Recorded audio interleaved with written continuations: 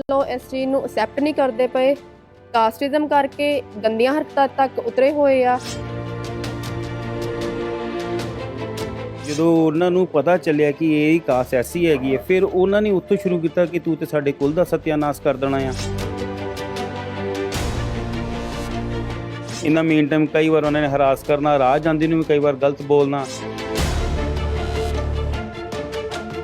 Audio proof ਦੇ ਹੋਣ ਦੇ ਬਾਵਜੂਦ ਵੀ ਪੁਲਿਸ ਪ੍ਰਸ਼ਾਸਨ ਕੁਝ ਵੀ ਨਹੀਂ ਕਰਦੀ ਪਈ। ਜਦੋਂ ਇਹਨੇ ਪਾਇਆ ਤੇ ਮੈਂ ਭੱਜਿਆ ਆਇਆ ਤੇ ਡੈਡ ਆਏ, ਸਫਾਰੀ ਸੂਟ ਸਾਰਾ ਪਾਇਆ ਸੀ, ਇੱਕ ਇਲਾਸਟਿਕ ਵਾਲਾ ਅੰਡਰ ਪਾ ਕੇ ਤੇ ਉੱਤੇ ਜਿੱਦਾਂ ਹਾਫ ਲੇਟੇ ਹੋਏ। ਤੇ ਮੈਂ ਇੱਕਦਮ ਹੀ ਆਇਆ, ਮੈਂ ਫੜਿਆ ਤੇ ਇੱਕਦਮ ਪਰਾਂ ਹੋ ਕੇ ਤੇ ਉਲਟਾ ਮੇਰੀ ਵੀਡੀਓ ਬਣਾਈਆਂ। ਦੇਖੋ ਜੀ, ਮੈਂ ਸੀਨੀਅਰ ਸਿਟੀਜ਼ਨ ਆ, ਮੈਂ ਸੀਨੀਅਰ ਸਿਟੀਜ਼ਨ ਆ। ਫਿਰ ਮੈਂ ਮਾਂ ਨੂੰ ਬੁਲਾਇਆ, ਮੈਂ ਕਿਹਾ ਕਿਹੜੀਆਂ ਗੰਦੀਆਂ ਹਰਕਤਾਂ ਕਰਨ ਦੇ ਜਦ ਤੁਸੀਂ ਜਵਾਈ ਦੇ ਘਰੋਂ ਆਏ ਆ। ਮੈਂ ਬੈੱਡ ਤੇ ਬੈਠੀ ਹੋਈ ਸੀਗੀ, ਪਾਪਾ ਮੇਰੇ ਨਾਲ ਬੈੱਡ ਤੇ ਆਏ ਆ, ਮੋਢੇ ਮਾਰਨ ਲੱਗ ਪਏ, ਹੁਣ ਤੇ ਤੂੰ ਛੱਡ ਕੇ ਜਾਊਂਗੀ। ਹੁਣ ਉਹਨਾਂ ਦਾ ਇਹ ਆ ਕਿ ਵਿਆਹ ਤੇ ਜੇ ਹੋ ਗਿਆ ਵਾ, ਹੁਣ ਡਾਈਵੋਰਸ ਕਰਾ ਕੇ ਛੱਡੂਗਾ, ਇਸ ਕੁੜੀ ਨੂੰ ਘਰੋਂ ਕੱਢ ਕੇ ਵਿਖਾਊਂਗਾ। ਫਿਰ ਉਸ ਤੋਂ ਬਾਅਦ ਆਪਾਂ ਫਿਰ ਨੈਕਸਟ ਡੇ ਹੈ ਕਿ ਸ਼ਾਇਦ ਸਾਨੂੰ ਚਾਂਸ ਮਿਲ ਜਾਏ, ਆਪਾਂ ਚਾਬੀ ਨਾਲ ਕੱਪੜੇ ਕੱਢ ਲਏ। ਜਦੋਂ ਅੰਦਰ ਜਾਣਾ ਉਹਨਾਂ ਨੇ ਆਪਣਾ ਅੰਡਰ ਵੀ ਲਾ ਦੇਣਾ। 2 ਮਹੀਨੇ ਪਏ ਆ, ਜਦੋਂ ਬਹਿ ਕੇ ਰਿੰਗ ਸੈਰਮਨੀ ਜਾਂ ਵਿਆਹ ਦੀ ਗੱਲ ਤੁਰਨ ਲੱਗੀ ਤੇ ਕਾਸਟ ਦਾ ਪਤਾ ਲੱਗਾ, ਉੱਥੋਂ ਇਹਨਾਂ ਨੇ ਬਸ ਸ਼ੁਰੂ ਕਰਤਾ ਕਿ ਇੱਥੇ ਆਪਾਂ ਰਿਸ਼ਤਾ ਨਹੀਂ ਕਰ ਸਕਦੇ।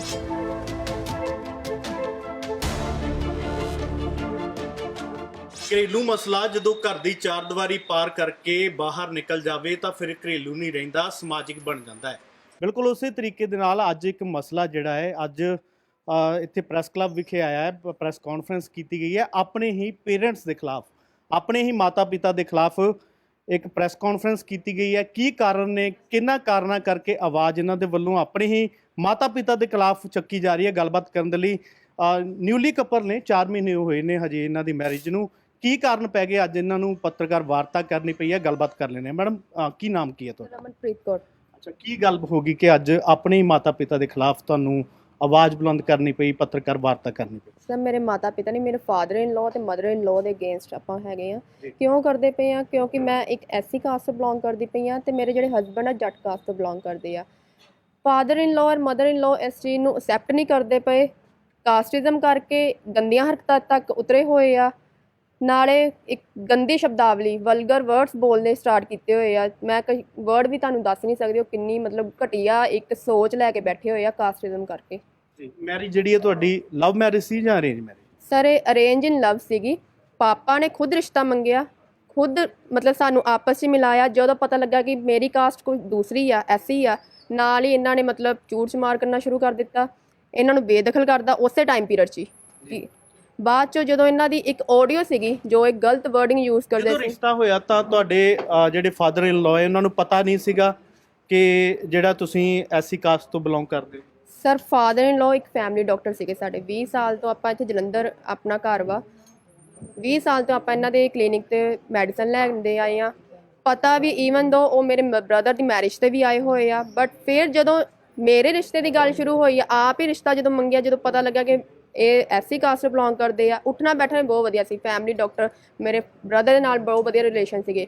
ਜਦੋਂ ਆਪ ਮੈਰਿਜ ਦਾ, ਜਦੋਂ ਇਹਨਾਂ ਦੀ ਮੈਰਿਜ ਦੀ ਗੱਲ ਚੱਲੀ ਆ, ਨਾਲ ਹੀ ਉਹਨਾਂ ਨੇ ਕਰਨਾ ਸ਼ੁਰੂ ਕਰ ਦਿੱਤਾ ਕਿ ਆਪਾਂ ਚਮਾਰੀਆਂ ਦੇ ਘਰ ਵਿਆਹ ਨਹੀਂ ਮਾਈਟ ਵੀ ਉਹ ਡਾਊਟਸ ਹੋਣ ਕਿ ਹਾਂ ਜੀ ਇਹ ਐਸੀ ਕਾਸਟ ਤੋਂ ਨਾ, sometimes people doesn't look like that. ਫਿਰ ਜਦੋਂ ਉਹਨਾਂ ਨੂੰ ਪਤਾ ਚੱਲਿਆ ਕਿ ਇਹ ਹੀ ਕਾਸਟ ਐਸੀ ਹੈਗੀ ਹੈ, ਫਿਰ ਉਹਨਾਂ ਨੇ ਉੱਥੋਂ ਸ਼ੁਰੂ ਕੀਤਾ ਕਿ ਤੂੰ ਤੇ ਸਾਡੇ ਕੁਲ ਦਾ ਸਤਿਆਨਾਸ਼ ਕਰ ਦੇਣਾ ਆ, ਤੂੰ ਤੇ ਆਹ ਕਰ ਦੇਣਾ ਆ। ਫਿਰ ਉਹਨਾਂ ਨੇ ਬੇਦਖਲ ਕੀਤਾ ਕਿ ਹਾਂ ਜੀ ਇਹ ਸਾਡੇ ਘਰ ਨਾਲ ਲੈ ਕੇ ਆਵੇ, ਇਹਦੇ ਨਾਲ ਵਿਆਹ ਕਰਕੇ ਲੈ ਕੇ ਨਾ ਆ ਸਕੇ। ਸਗੋਂ ਜਦੋਂ ਰਿਸ਼ਤਾ ਹੋਇਆ ਤਾਂ ਨੈਚੁਰਲੀ ਗੱਲ ਹੈ ਕਿ ਜਦੋਂ ਹਮਸਫਰ ਬਣਨਾ ਹੋਵੇ ਤਾਂ ਫੋਨ ਐਕਸਚੇਂਜ ਹੋ ਜਾਂਦੇ ਨੇ। ਤੁਹਾਡੀ ਗੱਲਬਾਤ ਇੱਕ ਦੂਜੇ ਨਾਲ ਹੋਣੀ ਸ਼ੁਰੂ ਹੋ ਗਈ? ਗੱਲਬਾਤ ਇੱਕ ਦੂਜੇ ਨਾਲ ਹੁੰਦੀ ਸੀ, ਬਕਾਇਦਾ ਪਾਪਾ ਦੀ ਹਜ਼ੂਰੀ ਵਿੱਚ ਆਪਾਂ ਕਲੀਨਿਕ ਤੇ ਮਿਲਦੇ ਸੀ ਇੱਕ ਦੂਜੇ ਦੇ ਨਾਲ। ਠੀਕ ਹੈ, ਸਾਡੀ ਬੌਂਡਿੰਗ ਬਹੁਤ ਵਧੀਆ ਹੋਈ ਆ, ਸਾਡੇ ਆਂਢ ਗੁਆਂਢ ਸਾਰਿਆਂ ਨੂੰ ਪਤਾ ਹੈ।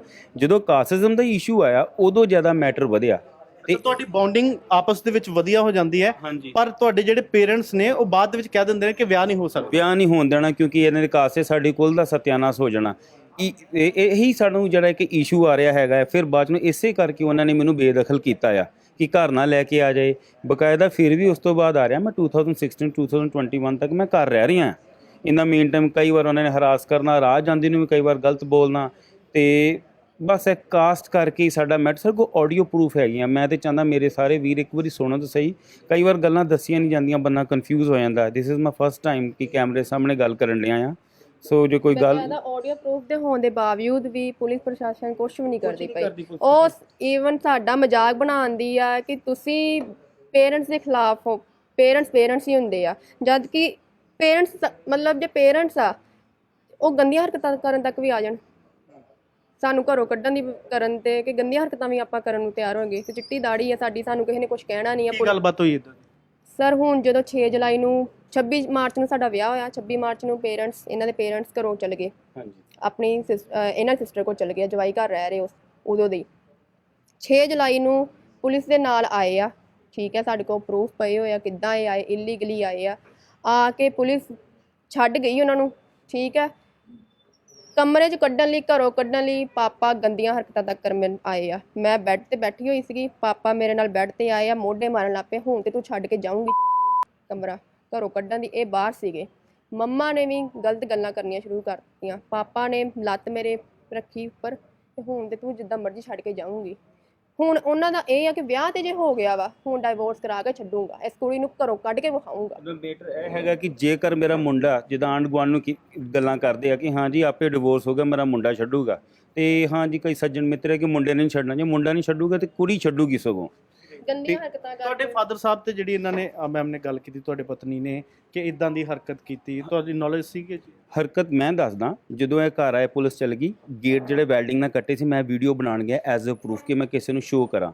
ਤੇ ਜਦੋਂ ਇਹਨੇ ਪਾਇਆ ਤੇ ਮੈਂ ਭੱਜਾ ਆਇਆ ਤੇ ਡੈਡ ਆਏ, ਸਫਾਰੀ ਸੂਟ ਸਾਰਾ ਪਾਇਆ ਸੀ, ਇੱਕ ਇਲਾਸਟਿਕ ਵਾਲਾ ਅੰਡਰ ਪਾ ਕੇ ਤੇ ਉੱਤੇ ਜਿੱਦਾਂ ਹਾਫ ਲੇਟੇ ਹੋਏ, ਤੇ ਮੈਂ ਇੱਕਦਮ ਹੀ ਆਇਆ, ਮੈਂ ਫੜਿਆ ਤੇ ਇੱਕਦਮ ਪਰਾਂ ਹੋ ਕੇ ਤੇ ਉਲਟਾ ਮੇਰੀ ਵੀਡੀਓ ਬਣਾਈਆਂ। ਦੇਖੋ ਜੀ ਮੈਂ ਸੀਨੀਅਰ ਸਿਟੀਜ਼ਨ, ਮੈਂ ਸੀਨੀਅਰ ਸਿਟੀਜ਼ਨ ਆ।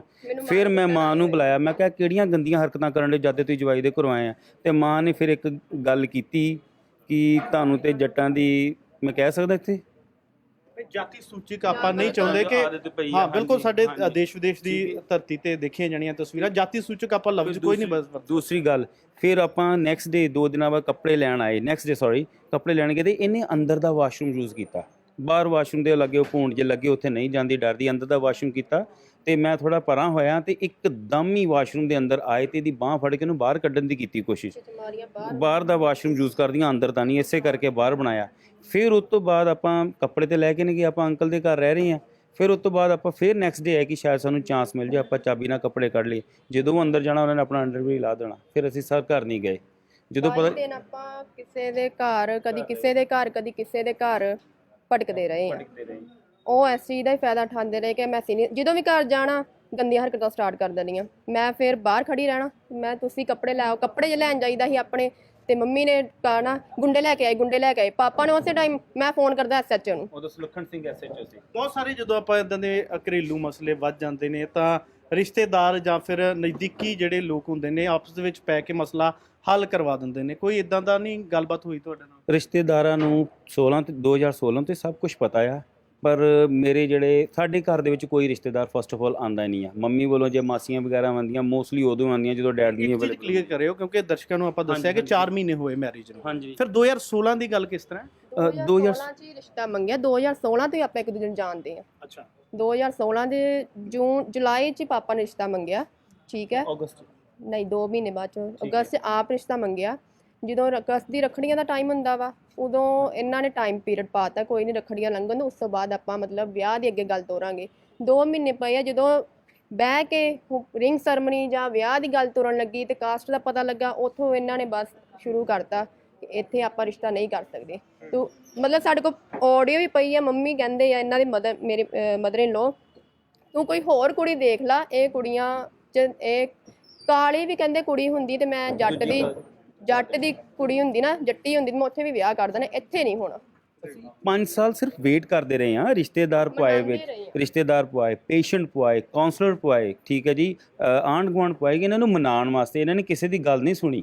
ਇਹ ਉਦੋਂ ਜਦੋਂ ਮੰਨੇ ਜਦੋਂ ਇਹਨਾਂ ਨੂੰ ਪਤਾ ਕਿ ਹਾਂ ਜੀ ਇਹਨਾਂ ਦੇ ਖਿਲਾਫ ਤੇ ਹੁਣ ਸਮਾਜ ਵੱਲੋਂ ਐਪਲੀਕੇਸ਼ਨ ਦਿੱਤੀ ਗਈ ਆ, ਗੱਲ ਅੱਗੇ ਵੱਧ ਸਕਦੀ ਆ। ਤੇ ਇਹ ਉਸ ਤੋਂ ਉਹ ਜਦੋਂ ਐਪਲੀਕੇਸ਼ਨ ਆਈ ਥਿੰਕ 21 ਔਰ 22 ਨੂੰ ਦਿੱਤੀ ਸੀ, ਮਾਰਚ 2021 ਨੂੰ। ਫਿਰ ਜਦੋਂ 24 ਤਰੀਕ ਨੂੰ ਸਭ ਲਿਖਤੀ ਰੂਪ 'ਚ ਹੋ ਗਿਆ ਕਿ ਹਾਂਜੀ ਸਾਨੂੰ ਕੋਈ ਪ੍ਰੋਬਲਮ ਨਹੀਂ ਆ, ਫਿਰ ਵਿਆਹ ਹੋ ਗਿਆ। ਫਿਰ ਵਿਆਹ ਦੇ ਵਿੱਚ ਆਏ ਵੀ ਨਹੀਂ ਆ। ਫਿਰ ਉਸ ਤੋਂ ਬਾਅਦ ਇਹਨਾਂ ਨੇ ਇਹ ਬਖੀੜਾ ਕ੍ਰੀਏਟ ਕੀਤਾ ਕਿ ਮੈਨੂੰ ਘਰ ਨਹੀਂ ਰਹਿਣ ਦੇਣਾ, ਮੈਂ ਘਰ ਵੇਚ ਦੇਣਾ, ਉਹ ਦੇ ਦੇਣਾ। ਮੈਂ ਕੰਜ਼ਿਊਮਰ ਸੈਸ਼ਨ ਕੋਰਟ 'ਚ ਉਦੋਂ ਗਿਆ ਜਦੋਂ ਉਹਨਾਂ ਨੇ ਇਹਨਾਂ ਨੂੰ ਧਮਕੀ ਦਿੱਤੀ ਮਿਸਿਸ ਨੂੰ ਕਿ ਤੈਨੂੰ ਮੈਂ ਜਿੰਦਾ ਬਾਲ ਕੇ ਅੰਦਰ ਹੋ ਜਾਣਾ। ਸਰ ਮੇਰੇ ਤੇ ਰਿਸਪੌਂਸਿਬਿਲਿਟੀ ਇਸ ਟਾਈਮ ਮੇਰੀ ਵਾਈਫ, ਤੇ ਮੈਂ ਉਦੋਂ ਪ੍ਰੋਟੈਕਸ਼ਨ ਵਾਸਤੇ ਅਪਲਾਈ ਕੀਤਾ। ਫਿਰ ਇਹਨਾਂ ਨੇ ਉਲਟਾ ਸਾਡੇ ਹਾਈ ਕੋਰਟ ਤੇ ਕੀਤੀ, ਜਿਹਦੀ ਇਨਵੈਸਟੀਗੇਸ਼ਨ ਮੈਂ ਕਹਿੰਦਾ ਕੋਈ ਵੀ ਕਰੇ, ਖੁੱਲ੍ਹੀ ਛੁੱਟੀ ਕੋਈ ਵੀ ਕਰੇ, ਜੇ ਅਸੀਂ ਘਰੋਂ ਕੱਢਿਆ ਸਾਡੇ ਤੇ ਕਾਰਵਾਈ ਕਰੋ। ਫਿਰ ਉਸ ਤੋਂ ਬਾਅਦ ਪੁਲਿਸ ਨਾਲ ਮਿਲ ਕੇ ਜਿੱਦਾਂ ਇੱਦਾਂ ਐਂਟਰ ਹੋਏ ਆ, ਪੁਲਿਸ ਨੇ ਜਿਹੜੀ ਇੱਕ ਸੁਰਿੰਦਰਪਾਲ ਨੇ ਹੈਲਪ ਕੀਤੀ ਆ। ਫਿਰ ਮੇਰਾ ਕੁਐਸਚਨਿੰਗ ਮੇਰੀ ਗੱਲ ਹੈ ਕਿ ਅਗਰ ਆਪਾਂ ਇਹਨਾਂ ਨੂੰ ਘਰੋਂ ਕੱਢਿਆ ਤੇ ਇਹ ਜਦ ਘਰ ਆ ਗਏ ਫਿਰ ਵੀ ਕਿਉਂ ਘਰ ਛੱਡ ਕੇ ਗਏ? ਇਹਨਾਂ ਦਾ ਘਰ ਆ, ਉਹਨਾਂ ਦੇ ਨਾਂ ਤੇ ਘਰ ਰਹਿਣ। ਮੈਂ ਤੁਹਾਡੇ ਨਾਲ ਦੁਬਾਰਾ ਗੱਲ ਕਰਾਂਗਾ। ਮੈਡਮ ਕਿੱਦਾਂ ਦੇਖਦੇ ਹੋ? ਅਸੀਂ ਵੀ ਨਹੀਂ ਚਾਹੁੰਦੇ, ਕਿਉਂਕਿ ਜਦੋਂ ਪਰਿਵਾਰਿਕ ਮਸਲਾ ਹੁੰਦਾ, ਜਦੋਂ ਜਨਤਕ ਹੁੰਦਾ ਹੈ ਤਾਂ ਬਖੇੜੇ ਜਿਹੜੇ ਨੇ ਜ਼ਿਆਦਾ ਪੈ ਜਾਂਦੇ ਨੇ। ਹੁਣ ਸਰ ਉਹਨਾਂ ਅੱਜ ਪ੍ਰੈਸ ਕਾਨਫਰੰਸ ਕੀਤੀ ਹੈ, ਇਸ ਕਰਕੇ ਸਾਨੂੰ ਜਨਤਕ ਤੌਰ ਤੇ ਇਹ ਸਰ ਦੀ ਜਿਹੜੀ ਗੱਲ ਹੈ ਉਹ ਅੱਗੇ ਰੱਖਣੀ ਪਵੇਗੀ ਕਿ ਮਾਮਲਾ ਕੀ ਹੈ, ਕਿੱਦਾਂ ਦੇਖਦੇ ਹੋ? ਇਹਨਾਂ ਨੂੰ ਆਉਣਾ ਚਾਹੀਦਾ ਸੀਗਾ ਆਪਣੇ ਪੇਰੈਂट्स ਦੇ खिलाफ ਇੱਥੇ? सर अगर मैं देखूं तो पारिवारिक मामले बहुत हद तक घर में सुलझ जाते हैं, लेकिन जब वो हदें पार हो जाती हैं, एक इंसान एक इकलौता मैं कहूँगी बेटे हैं, ये तो है नहीं कि कोई और भाई है या उनको कोई प्रॉब्लम है या इनका कोई ये है कि प्रॉपर्टी बाद में उसको मिल जाएगी। आप भी जानते हो कि अगर इकलौता बेटा है तो उसको पता है कि सब कुछ बाद में मेरा ही है ना।